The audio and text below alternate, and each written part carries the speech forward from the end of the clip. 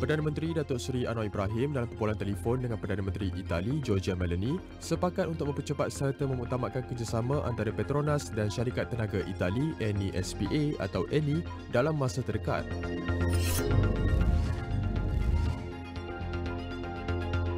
Manfaat pertemuan Perdana Menteri Datuk Seri Anwar Ibrahim dengan Presiden Donald Trump serta kemajuan kerajaan madani menangani isu kemiskinan tegar antara yang menjadi tumpuan di Dewan Rakyat hari ini.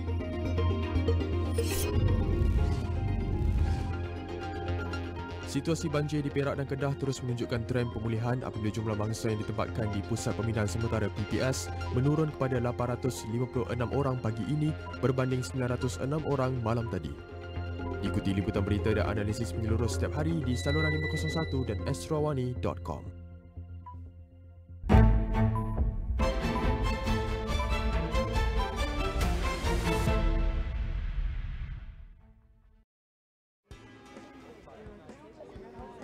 Assalamualaikum, salam hormat. Hari pertama saya di Jeonju, Korea Selatan bersempena dengan APEC Economic Leaders Week ataupun AELM 2025 dan sudah tentu kalau kita bercakap berkenaan dengan Korea Selatan ini, saya tak boleh lari dari diplomasi, budaya, makanan, bagaimana kita melihat K-pop ke seluruh dunia. Makanan mereka, samyang, bulgogi, bibimbap, pelbagai lagi. Dan ini adalah yang diketengahkan oleh Korea pada APEC 2025 ini. Dengan festival seperti ini, ianya mendedahkan kepada para delegasi termasuk petugas-petugas media berkenaan dengan culture diplomasi ataupun dalam kata lain kalau kita bercakap soal dari segi gastrodiplomasi, makanan-makanan yang disajikan. Dan sudah tentu kalau kita bercakap soal makanan ini juga, ini yang cuba diketengahkan oleh kerajaan Korea Selatan. Antaranya sebagai contoh, saya mengambil contoh produk-produk dan juga makanan halal yang cuba untuk ditembusi oleh mereka ke pasaran antarabangsa.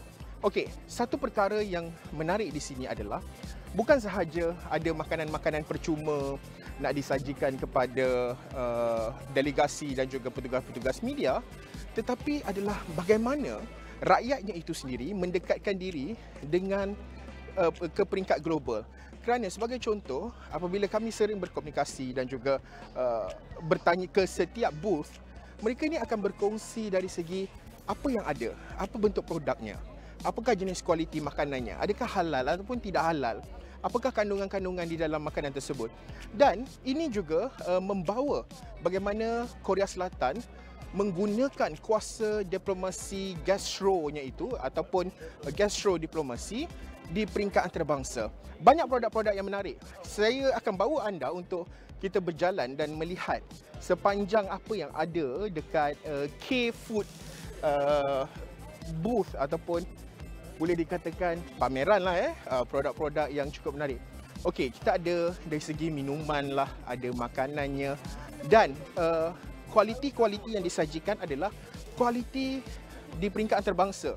Kerana produk-produk ini sebenarnya mampu untuk menembusi peringkat antarabangsa dengan kualiti yang cukup baik dan memenuhi standard yang ditetapkan oleh negara pengimport itu. Sebagai contoh, antaranya adalah makanan-makanan yang berbentuk pack food, makanan ringan, ataupun termasuk juga dari segi jenis minuman-minuman botol drinks. Ya, ada produk yang halal, ada produk yang tidak halal, tetapi inilah usaha yang dilakukan oleh Korea dalam nak memastikan bahawa produk mereka ini tidak hanya menjadi fokus dan juga tumpuan rakyat tempatan sahaja. Dan mereka ini bukanlah boleh dikatakan usahawan yang gah, yang besar. Tidak. Boleh saya sifatkan mereka ini masih lagi berada pada skala kecil maupun sederhana. Tetapi inilah yang cuba ditonjolkan oleh Korea Selatan. Salah satu lagi, kalau boleh saya dengan cameraman saya salihin kita cross road ni. Okey, saya nak bawa anda. Ini antara salah satu usaha yang cuba dilakukan menerusi fokus halal Korea Selatan. K-Halal Food Booth sebenarnya menerusi agensi dan juga kementerian agriculture, food dan juga hal ehwal luar bandar, rural affairs. Okey, jom kita tengok Saleh. Alright. Mereka ada, okey, kita fokus terus kat sini Saleh. Korean Food Research Institute. Okay. Hello, hi to all Malaysians here. Okay, alright. Okay, so basically mereka ini memang memfokuskan produk-produk halal. Okay, ini adalah mungkin yang biasa anda lihat di pasaran Malaysia. Ya? Tetapi bagaimana ini sebenarnya menerusi platform APEC 2025, mereka menampilkan produk-produk halal ini yang mungkin kat Malaysia kita dah biasa, tapi bagaimana mungkin adakah di Indonesia mereka mampu ataupun telah pun produk-produk ini ada, ataupun mungkin ada pasaran-pasaran baru yang mereka boleh fokus dan juga tumpukan untuk membawa produk Korea ini jauh ke pasaran yang lebih luas. Inilah yang saya maksudkan, bagaimana platform antarabangsa seperti APEC ini dapat menyatukan produk-produk yang berpotensi untuk ke pasaran antarabangsa. Dan ini adalah ruang terbaik oleh Korea Selatan menggunakan platform ini menjual, mempromosi beg besar. Tunjuk sikit apa yang mereka dapat. Kalau anda dapat lihat pengunjung dekat sini yang datang, semua beg mereka penuh ya. Pelbagai produk-produk percuma dan sebagainya memang diberikan percuma kepada semua mereka delegasi yang datang ke sini. Jadi tak hairanlah kenapa produk yang kita sebut sebagai yang berpotensi untuk ke pasaran antarabangsa boleh terus diperluas dan juga diperkenalkan. Antara rural community industry ini sebenarnya minuman ginseng yang dikeluarkan oleh Korea, dan kalau kita tengok minuman dia ni, okey, Korean ginseng extract dekat dalam ni, 0 calorie, volcanic water. Okey. And ada kelulusan FDA So dia boleh masuk ke pasaran Amerika Syarikat. It's been to United States, this product. It's out in United States. Yeah. So ini antara produk yang ini hanyalah produk rural community community luar bandar yang mengusahakan projek ataupun inisiatif ini, dan produk ini dah ada dekat antarabangsa. Okay, thank you kamsahamnida. Ini okay, Apple ini satulah saya dan juga juru kamera saya dah rasa sebenarnya. Hello, hi. Okay, just promoting this Apple. This is from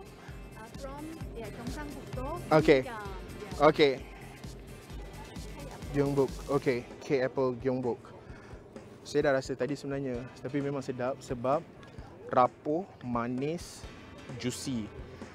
Dan sebenarnya kalau nak dibandingkan dengan tempat-tempat lain susah nak dapat lah. I think ini memang best lah. Okay, saya belanja sikit lah kerangupan Apple ni.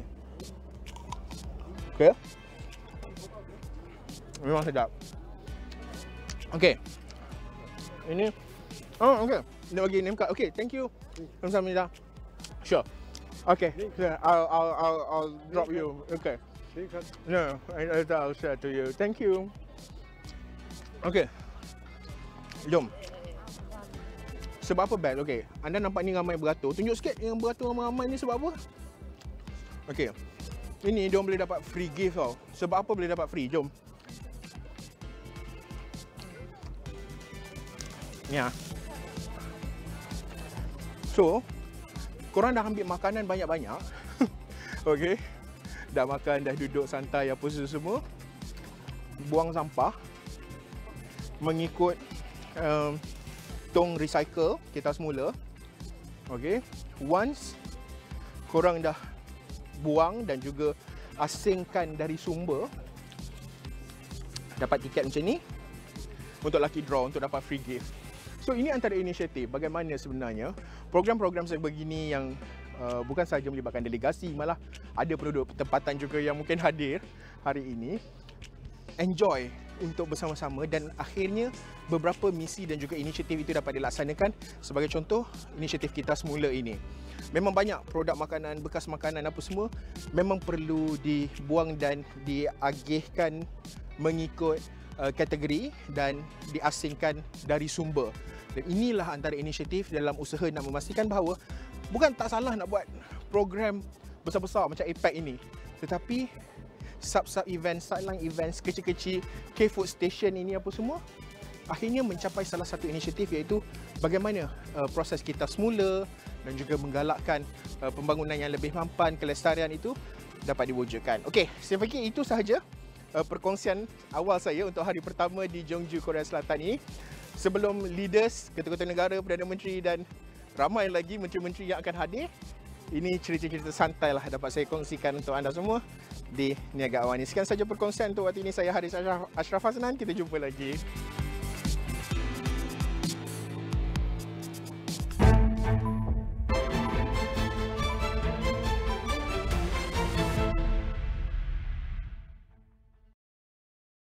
Ada yang perdebatan bahawa GST perlu dikembalikan semula kerana ada yang mempertikaikan bahawa SST itu tidak efektif. Isu buruh kanak-kanak bukan sahaja dalam bentuk fizikal tetapi juga bentuk moden yang lebih licik dan juga terselindung. Kita tengok buruh kanak-kanak dan ada juga buruh paksa kanak-kanak. Kumpulan FB dikenali sebagai grup budak-budak sekolah rendah yang didakwa menyebarkan gambar remaja perempuan tidak senonoh telah pun ditutup.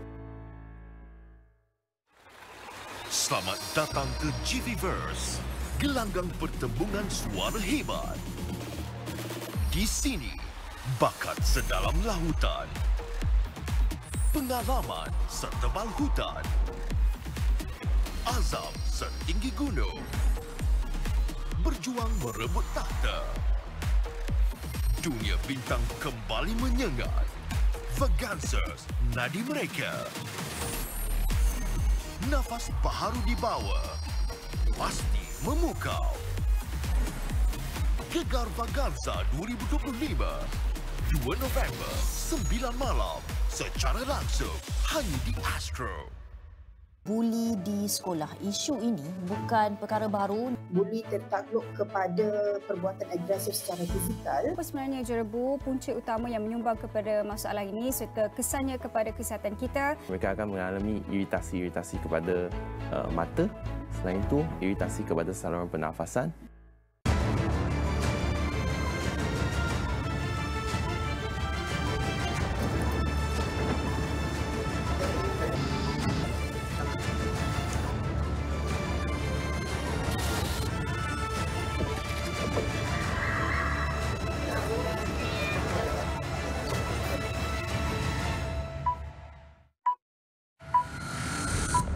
Gempur di AWANI 7.45.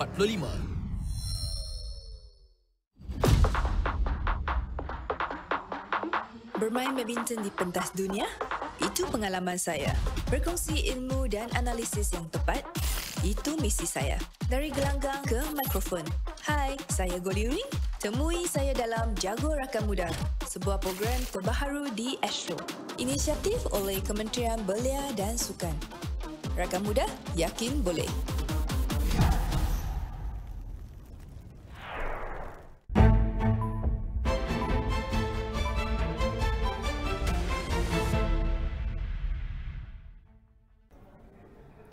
I'm reporting from Singapore International Energy Week SIEW 2025, where the conversation this year goes beyond ambition. It's about delivery. Now, ASEAN countries have made progress in deploying renewables, but experts say the pace remains too slow to match the region's surging power demand.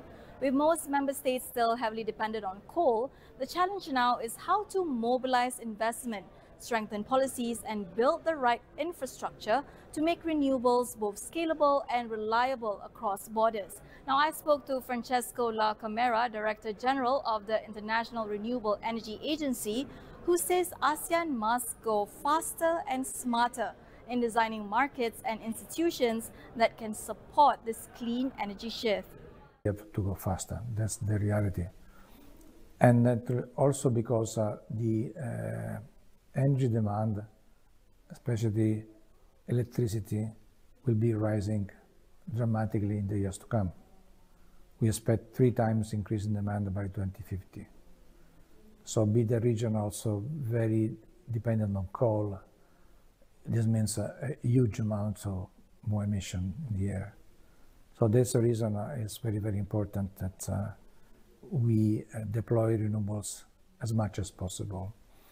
And concerning what could be the barriers, without entering the reality of each countries, generally speaking, three are the area where government should work. One is the infrastructure. It means that we need the grids that are interconnected, flexible, and balanced among countries and domestically. We need a market that is designed for renewables. What I mean, for example, short-term contracts are not the best option for renewables. We need long-term contract. And long-term contract ensure a very low cost if you compare with other technologies. And as I told you today, renewables in more than 90% of the cases is more convenient than the cheapest coal plant. The third area is we mentioned the human institutional capacity.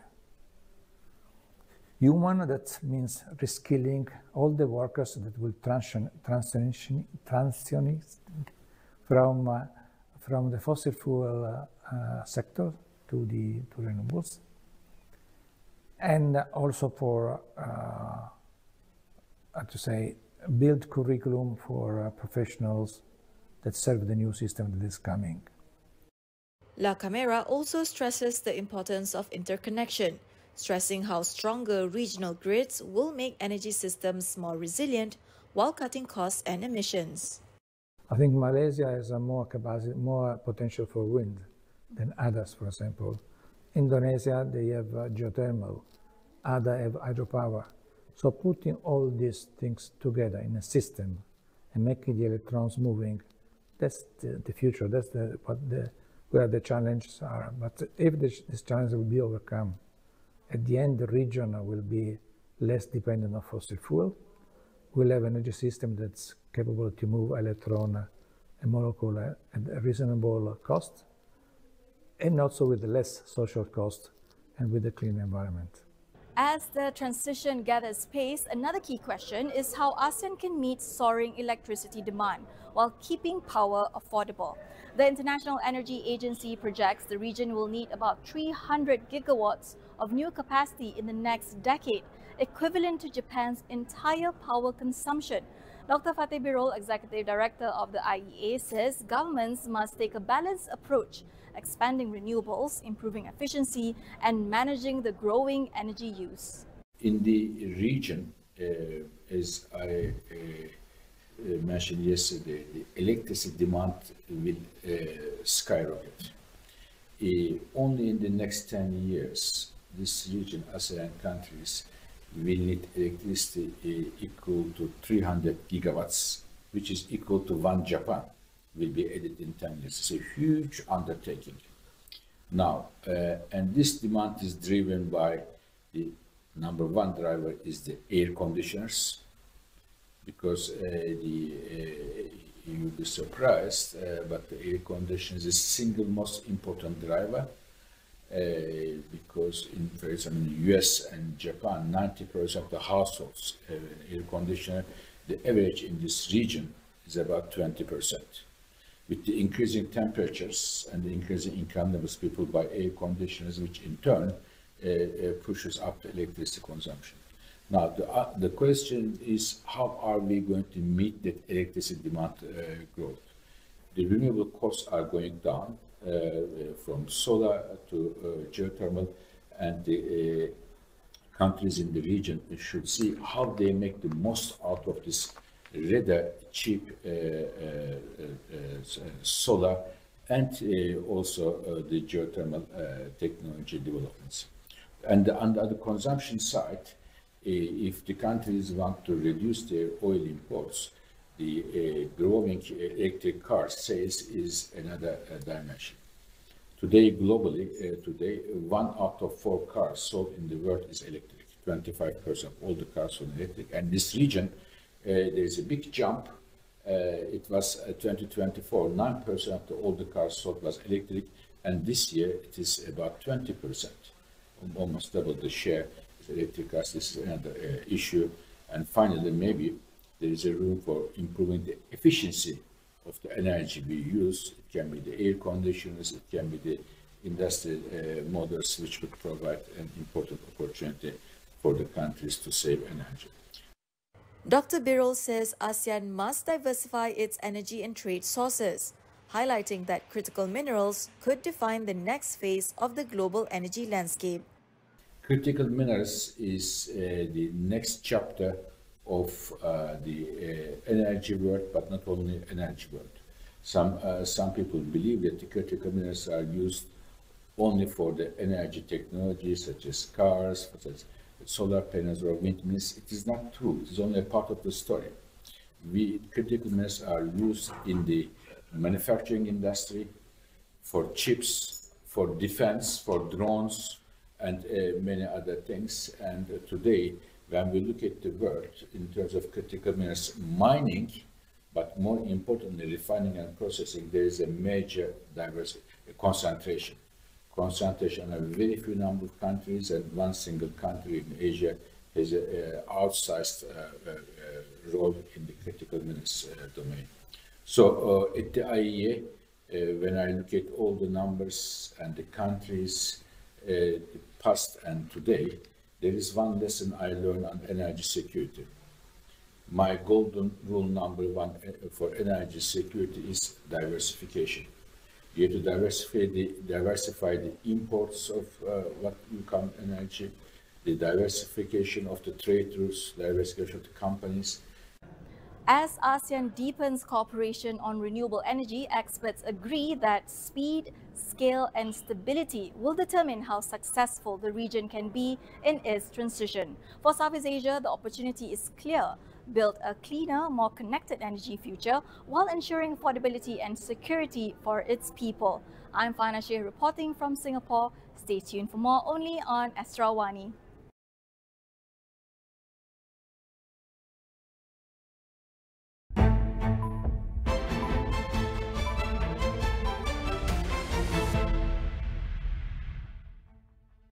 Tariffs on imports of products from China reaching up to 145%.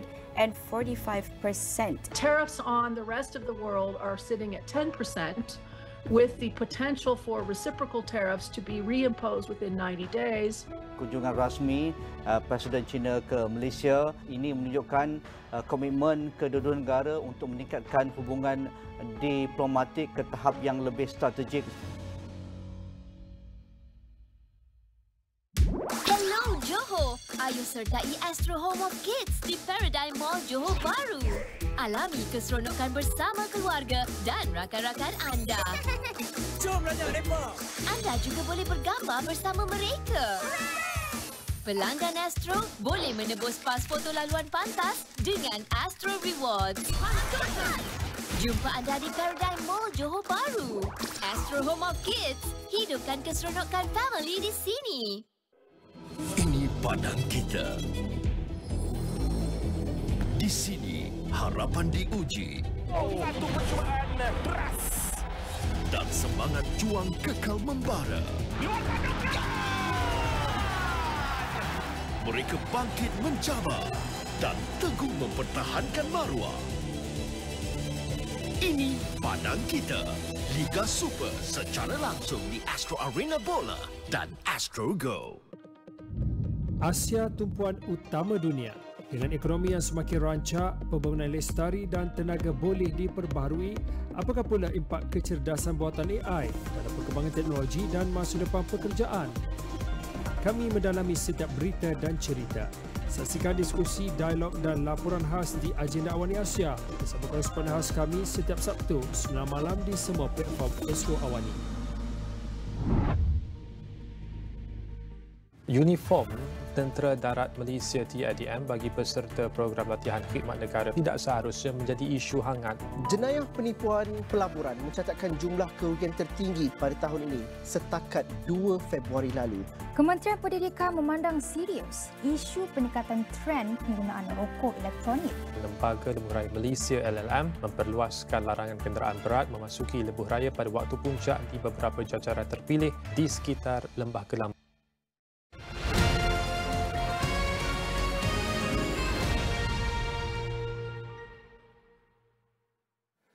Thanks for joining us. This is The Economy. I am Ibrahim Sani. Today, we will be talking about the content standard of Malaysia. In the studio with me right now is Puan Madiha Mahmud, the CEO of Content Forum.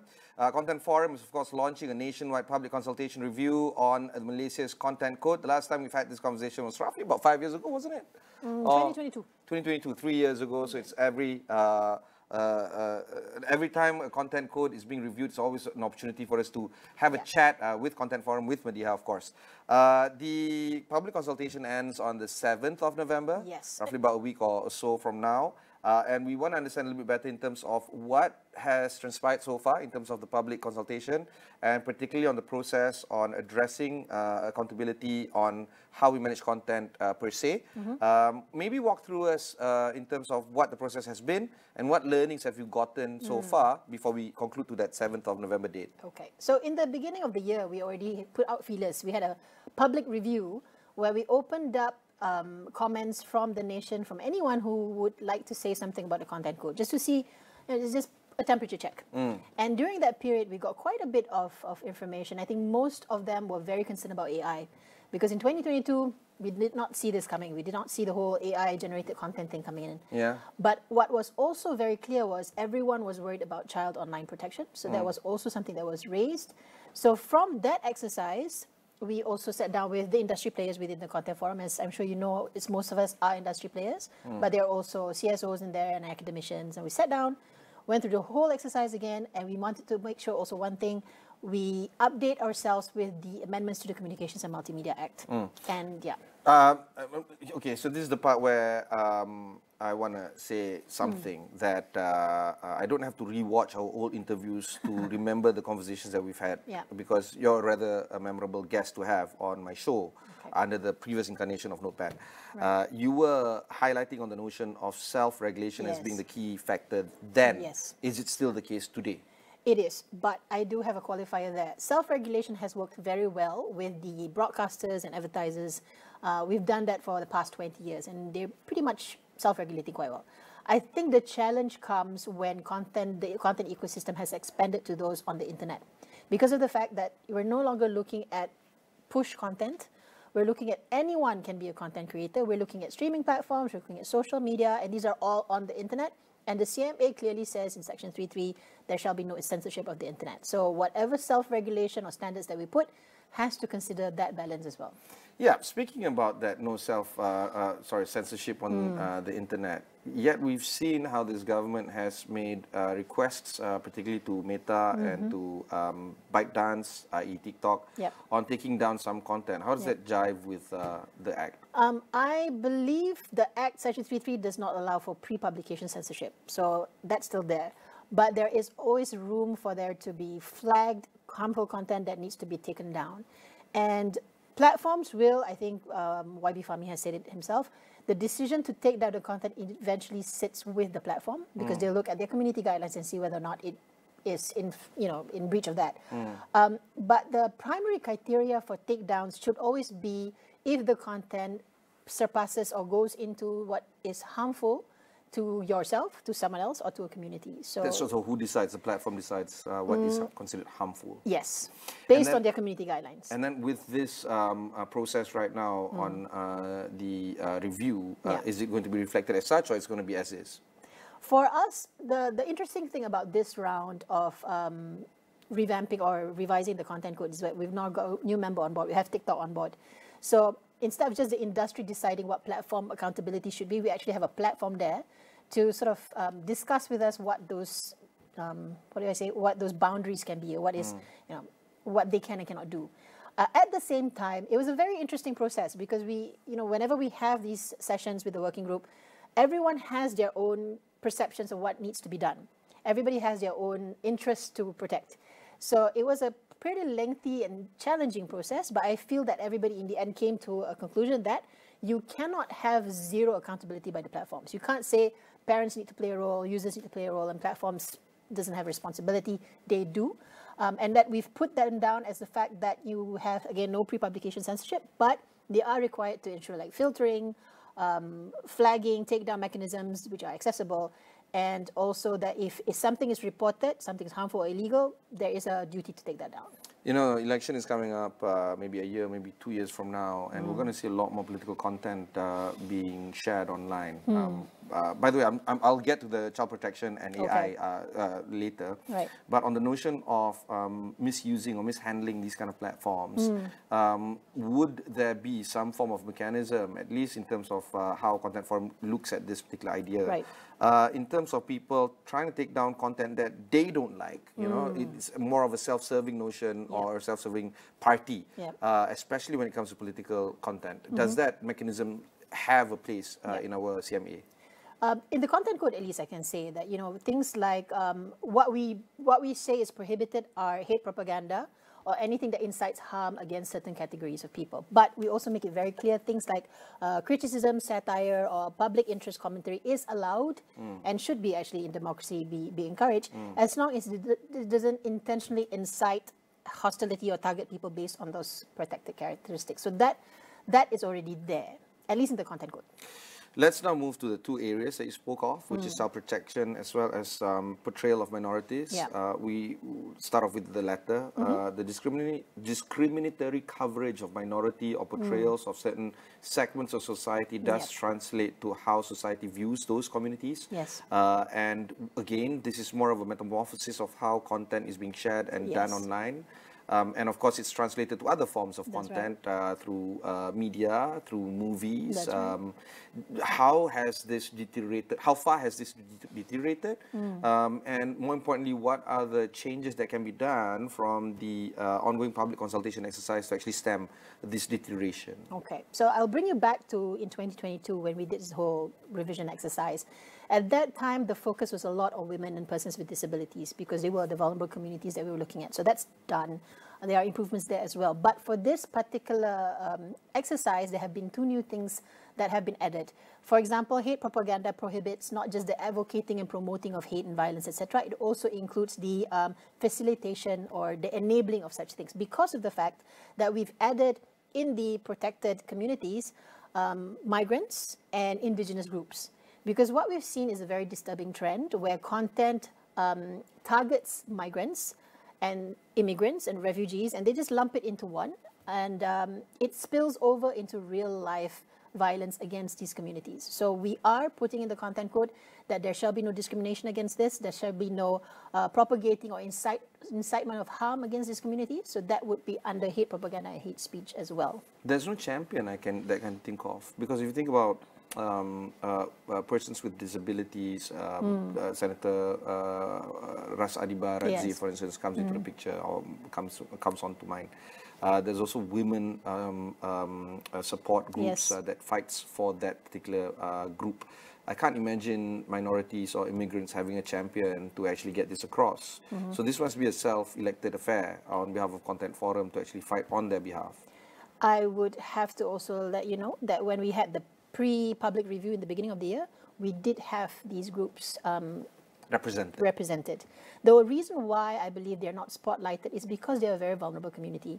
Because there are among them who would be undocumented, there are among them who are already facing discrimination, so they're not exactly in a position to be such loud and brave advocates like women's rights and children's rights and persons with disabilities rights. But there are groups out there who are pushing for their rights, and those are the ones who came to us and said, why don't you take a look at this?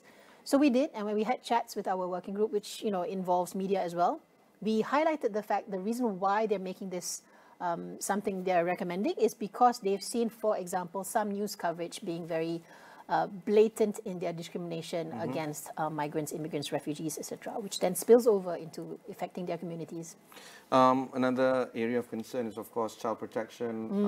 Under the Child Act 2001, it's spelled clearly in terms of how we need to protect the rights of children, their identities, how we prosecute them, and so on. And it's rather familiar. Everybody gets used to it. If not before, it is already now. How are things different today in terms of ramping up the protection of children online, especially on how content is being served? Yeah, and you've nailed it right there. We used to have parents and guardians being worried about children being exposed to content on TV or gaming, etc. Now all their worry, most of it is concentrated on online. So one of the biggest change, and there's quite a bit on child online protection, one of the biggest change is that we have said it's not just looking at content that is targeted for children. You need to look at content which is appealing to children and where children are likely to go. So that includes gaming platforms, that includes content that is categorized as SIEW, for example, and that includes internet spaces where children are likely to go. So this also includes the fact that we want child sensitivity to be built into the design. So that's something that we put in as well, built-in protections, and also encouraging default privacy settings for children in mind. So it's instead of saying, you know, this is what you get. If you want it to be safer, then toggle that. It should be safe already. If you want beyond it, then toggle it. Maybe have age assurances to get there. Is it practical to be implemented and executed, especially on some platforms like, say, for instance, Snap or IG or TikTok, where there are more children there than ever? Exactly. So that's the whole point of our content standards. It's not something that we can enforce, but we're hoping to make it normalized as such that it's built into the mechanisms and it's built into the muscle memory of all these platforms to have that in mind. And it's not something that's unique to what we're doing. All over the world, it's the same kind of things that are being lobbied for. So hopefully, as an industry in Malaysia, at least we're saying, yes, these are the standards that we expect. There's two things that might propagate this. Number one is commercialization of the element of this.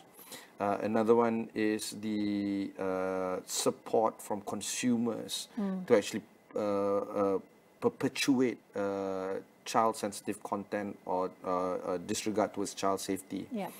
Are these two areas of concerns being addressed, or could it be addressed from Content Forum's point of view? Can you elaborate a little bit on that? Like, for instance, the sale of pornographic material, for instance. Another one is on, we see child-sensitive content being served to adults, and there's little to no mechanism to allow for adults to report on it. Those are the two elaborations. So one of the things, or there's quite a few actually, one of the things that we are also pushing for is the flagging and also accessible reporting, not just for adults but also children themselves, to have, you know, child-friendly accessibility to reporting. That's very rare that we've seen. At the same time, I also have to put it very clear, we put that down as well, that it can't be, we can't put all our focus on legislation and regulations and self-regulation by the industry. That's something that is a given, we need to do that. But from what we've seen on ground, it's also the parents' involvement in using these features. It's not enough that we have it, it's the parents who actually have to use it, number one. Number two, we also see that parents these days might not be aware of the actual dangers that the children are facing online. They understand about social media, they're worried about trends, but we are now looking at situations where children are also having relationships with AI companions. There is also a situation of digital grooming with AI apps. So we're hoping to really reach into that space because it's relatively new. And if we can lobby for greater protection for children in AI, at least, then that's something that we want to work for. See, this is the reason why you're a great guest to have, because I remember vividly as if I had this conversation with you yesterday. Both of us have not so much young children, but children that are very savvy online. Yes. And instead of taking devices away from their hands, both of us, discussed that it's better to coach them and manage those kind of platforms accordingly. Now, in that sense, both of us are in sync on how we intend to raise our children accordingly. I'm not too sure if the rest of Malaysia has the same viewpoint as us. The worst case scenario is sticking your head in the sand like an ostrich and take away the devices. On the other hand is unfettered access, and parents themselves are busy with their own lives and they have no supervisory oversight altogether onto their children's online behavior. there has to be some middle ground here, right? And where do you see parents or adults and guardians play a role in enforcing some form of check towards a community of children being online? Yeah, it's the same conundrum that we find ourselves in whenever we do advocacy work with parents and guardians. It's the two extremes. Either they just say no devices whatsoever, which to me is also unfair because these are literal digital natives. You can't stop them from accessing the internet because that's also where they socialize, they learn, they play. My children flirt with their classmates on Microsoft Teams because that's the device that... Exactly. It's bizarre. But it is what it is what it is. It is what it is. It's just like, you can stop your child from accessing inappropriate content. But they can use Zoom for that. They just share screens. They use Discord for that. There's so many other platforms for them to go to. So I understand the concern about social media, people wanting to say, okay, we need to have, curb Meta, Instagram, TikTok, etc. Facebook, kids are not on Facebook, by the way. But you also have to look at the fact that they will be exposed to these things on other platforms that we might not even know exist. And they're there. So the key thing here is to make sure that our kids are equipped with not just the digital literacy, but also the savviness and critical thinking. So whichever platform they go to, they know how to protect themselves. And that comes with conversations. Yeah, but parents don't know ChatGPT. My day job with Yayasan Penaju, we went into an area where we had a lot of scholars there, their children. And one of our facilitators asked the kids, how many of you use ChatGPT for homework? Nearly all of them raised their hands. And the teacher was asking that facilitator, what is ChatGPT? Oh dear. Now this is, sorry, if you guys weren't aware, the cameraman is laughing behind the screen. This is how bad it got, right? So, talk about digital literacy. I'm talking about the adults who don't even know what platforms exist, let alone AI and all that. This is how fast the situation is. And that's worrying because ChatGPT is sort of regulated, or it's controlled, they're self-regulating. There are certain things that you cannot prompt and get. But there are several, they promote themselves as uncensored, unregulated, unfiltered AI, which the kids are using. The kids are not using ChatGPT, they're using other AIs, which allow them to do basically anything. And these are unregulated, unfiltered, and promoted as such. And is there any form of mechanism you think, maybe Content Forum might not necessarily be involved in this, but, or you can't, right? I don't know. I mean, we've been getting so much feedback because we're doing this public consultation, right? So people are giving us so many ideas. They say maybe we should... It's double-edged sword, this whole public consultation. You ask 1,000 cooks, hey, how do you make a dish? Exactly, and they've got everything in mind. And they're saying maybe we should block it from the store, the App Store and Samsung Store or Google Play Store. Or maybe we should block it at the device itself. Maybe we should start offering devices which are already blocking everything unsafe and then just give kids access to filtered internet and apps. That's an idea, but it's something that the entire world is grasping at straws trying to do right now. And I think it will continue to be a challenge. I mean, Malaysia's got the Online Safety Act. We're about to see what the instruments look like and see what the approach is there. And every other country is coming up with the same. But the best approach, in my opinion, is still on education and learning how to use those devices and content accordingly. I absolutely agree. No amount of censorship can make the world a safer place. Because people who go against censorship will find ways against it. And kids are very good at that. Yes, I know. I use what do you call this? Family Link? No. What do you call this? You wouldn't the lockdown thing. I forgot the name. Screen time. Sleep mode. Sleep mode. Yes. Yeah, my very smart daughter uses Chrome. Don't tell them. Nah. And I thought I'm a responsible dad, nothing is happening. And I use Chrome, no problem. Because Chrome doesn't have that, they circumvent that. And that's what I tell the parents. Sleep mode, okay, good. At least you're having some effort there. But your kids might circumvent that. The easiest way is just to take their devices with you. And, well, yeah, that is, yeah. But not supposed to sleep, right? Okay, another area of concern is, of course, AI, and I want to deep dive in this. I was rather upset that I was not part of those AI deep videos of me having sexual relations with a man. You were disappointed? I am disappointed because that means I'm not up to the mark yet. Oh my God! Because who has seen themselves in that video? You in FOMO. Yeah, FOMO. I would never have thought. There's also phobia, fear of being included. But which is a real thing now apparently. But jokes aside, it is so pervasive that it's now becoming a joke that people, if it's a very disconcerting video, the first reaction is always, is it even real? Yeah. This is how people react nowadays, and the question now is, should we have more controls?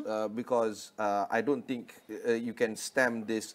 What used to be an overflow of fake is now a dam that is being broken. Yes. And I don't think any effort, commendable or otherwise, meaningful or not, is going to stop this.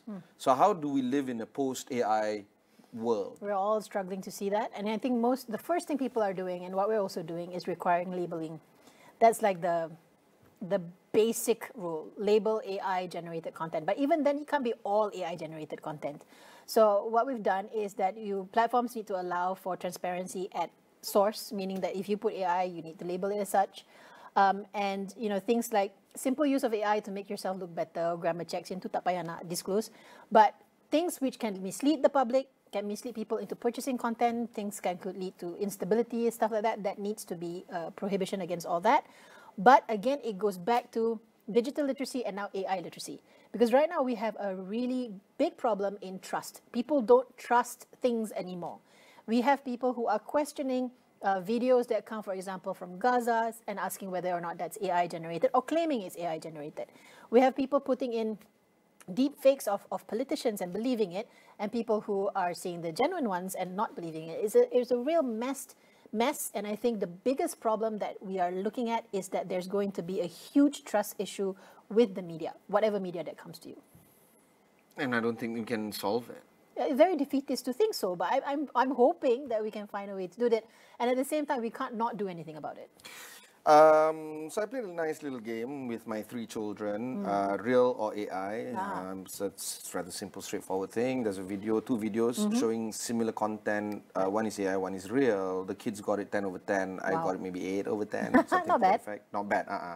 But I feel that the younger generation have it in themselves inbuilt to distinguish. Yes. And it's us, the 40-somethings, the 50-somethings that have to grapple with this. So, yeah, I sound defeatist because I am. And I feel that nothing with the limited resources and the effort and the time that you have, perhaps it's better to do other stuff, like protecting minorities or children and stuff like that. AI content is going to be there. Yes. In fact, you alluded to something quite interesting also, and that I want to bring in, which is, of course, AI companion. This will be the way forward. It is. It already is. Yeah. I mean, if it's so difficult and complicated to have relations with a human being, and an AI removes that notion, and you are having the same satisfactory level, the dopamine and the endorphins are being released in the same way as you would with another human being, why not AI companion?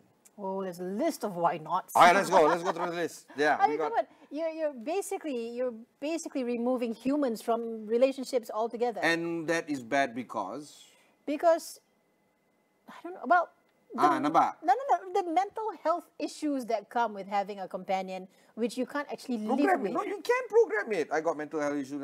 There's always improvements, but right? There's no human touch unless you wait for robots or humanoids or whatever, right? Give it a few more years. That's probably going to happen. But we already see what's happening with the number of cases where teenagers end up in a relationship with AI and find themselves in a situation of suicidal ideation and being encouraged to, there are people who have died by suicide.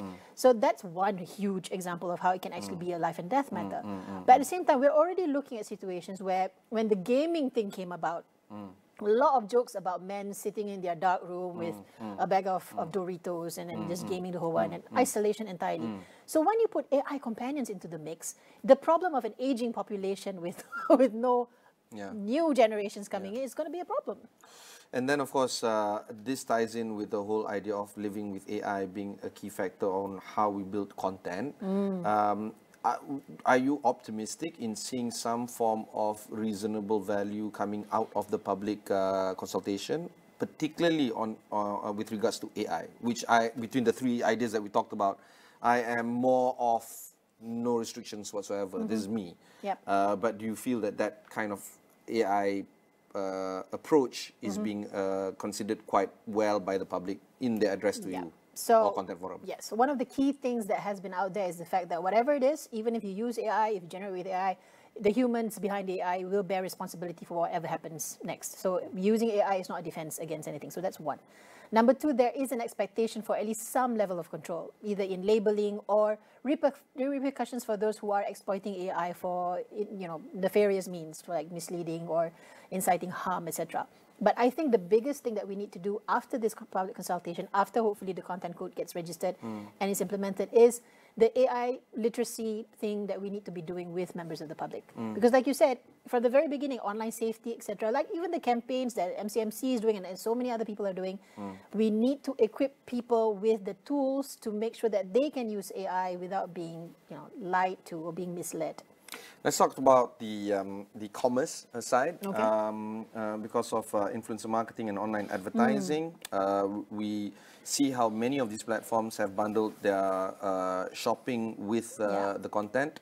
And we saw how countries like Indonesia, for instance, is managing that aspect in their own content forum equivalent. Yes. How is content forum approaching that side of the element in terms of commerce and shopping on this content forum? So the biggest concern with content with regards to commerce is, number one, is the advertising, and number two is the fact that sometimes they can sell things which are actually illegal to be sold. So that and that can be bought by almost anyone. Like if you give your child or teenager access to your Touch 'n Go card, or you keep reloading their whatever wallets, right? They are able to order things online without you knowing. If it just arrives home, they can take it, and then you don't know. And there's so many things that they are accessing online. Like what, drugs, outright drugs? Yes, outright drugs. And the government is doing their very best to do this, and they've raided and taken action against quite a lot. But the fact of the matter is, the platforms also need to step up as well to identify this. I don't know if you can use AI to identify these things, but again, I have to add, the sellers are very creative.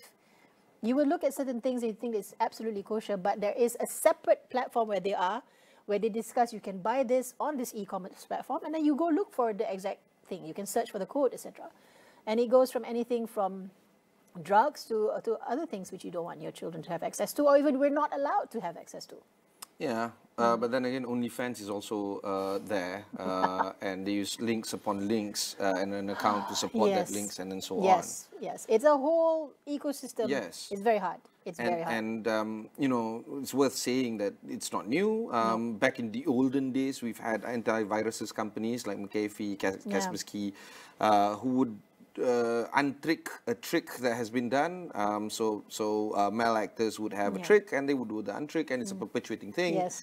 I can see this as being a perpetuating notion as well. The only thing that can stop people from doing this is either better recognition of education or harsher and stiffer penalties. That's probably it. I think probably is the combo. Especially when it comes to illegal content. Okay, that's illegal, which is easy to untangle. But the not legal or outright legal items, especially when it comes to influencer marketing, where false claims can be subjectified. You would like that lipstick more than I would, therefore you would hypersell it, even though that lipstick in general people wouldn't find it to be good, for instance. But because of the popularity of the influencer and so on and so on. So how do you see this as being, I guess, regulated? Right. So that one, internationally, the rule is you need to disclose. The moment you are being paid to do content, you need to disclose that you're being paid to do content. But there's no penalty to not disclose. Well, right now for us, we can penalize the brands who do this, but the influencers are not exactly regulated. Of course, we can go the other route of going to Section 233 of the CMA, and I'm not a big fan of weaponizing it for these kind of things. So again, for us, it's also reaching out to the influencers to let them know that this is the way that they're supposed to do things. And we've seen influencers using that because platforms already have the toggle. You put sponsored or ads, etc., right? Or collabs. So just a simple act of disclosing should be promoted or encouraged further. Madia, thank you very much for sharing with us some of your thoughts.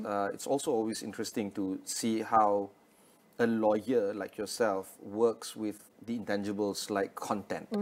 I don't envy it, but you're doing a great job. You're doing an awesome job.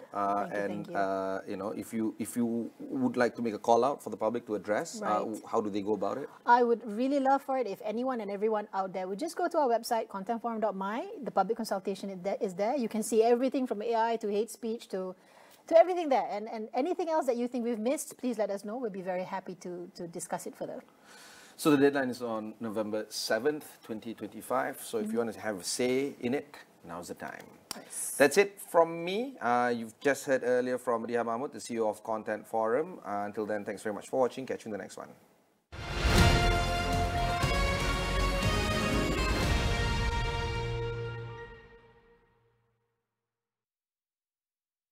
Malaysia madani, rakyat disantuni, timur, barat, selatan dan utara. Malaysia madani, hai bersatu hati, kita semua sama Malaysia. Satu hati, walau berbilang bangsa, kan bersama tawa naungannya. Satu jiwa, tak kira apa warna, takkan ada yang memisahkan kita.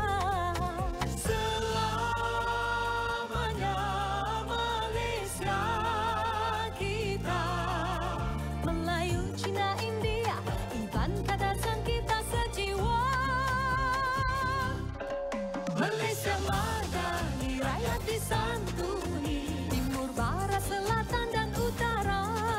Malaysia madani, hai bersatu hati, kita semua sama Malaysia. Malaysia madani, rakyat disantuni, satukan rasa demi negara. Malaysia madani, hai bersatu hati, kita semua sama Malaysia. Berdiri megah, selamanya kita bersama, warisan takkan binasa. Setia gagah bersama kita merdeka, kita semua anak Malaysia. Selamanya Malaysia, kita Melayu, Cina, India, Iban, Kadazan, kita sejiwa. Malaysia madani, rakyat disantuni, timur, barat, selatan dan utara. Malaysia madani, hai bersatu hati, kita semua sama Malaysia. Hai orang India, berbudi bahasa, lembut langkah tarian indahnya. anak-anak orang Cina, Hai ajar tarian naga. Hai Melayu pula macam-macam budaya. Orang Iban dan Kadazan semua gagah perkasa. kita semua anak Malaysia. Selamanya Malaysia, Kita Melayu, Cina, India, Iban, Kadazan, kita sejiwa. Malaysia madani, rakyat disantuni, Timur, barat, selatan dan utara. Malaysia madani, hai bersatu hati, Kita semua sama Malaysia. Malaysia madani, rakyat disantuni, satukan rasa demi negara. Malaysia madani, hai bersatu hati, Kita semua sama Malaysia. kita semua sama Malaysia.